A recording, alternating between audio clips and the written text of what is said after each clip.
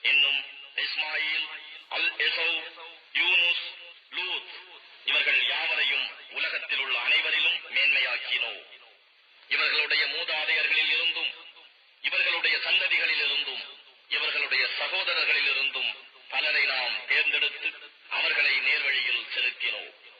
இதுவே அல்லாஹுவின் நேர்வழியாகும். தன் அடியார்களில் அவன் யாரை விரும்புகிறானோ அவர்களை அதில் செலுத்துகிறான். பின்னர் அவர்கள் இணை வைப்பார்களானால் அவர்கள் செய்து வந்ததெல்லாம் அவர்களை விட்டு அழிந்துவிடும். இவர்களுக்குத்தான் நாம் வேதத்தையும் அதிகாரத்தையும் நபித்துவத்தையும் கொடுத்தோம். ஆகவே இவற்றை அவருடைய சந்ததியினர் நிராகரித்து விட்டால் இவற்றை நிராகரிக்காத மக்களை இவர்களுடைய இடத்தில் நாம் நிச்சயமாக நியமித்து விடுவோம். இவர்கள் யாவரையும் அல்லாஹ் நேர்வழியில் செலுத்தினான். ஆதலால் இவர்களுடைய நேர்வழியையே நீரும் பின்பற்றுவீர்களாக. இதற்காக நான் உங்களிடம் எவ்வித பிரதிபலனையும் கேட்கவில்லை.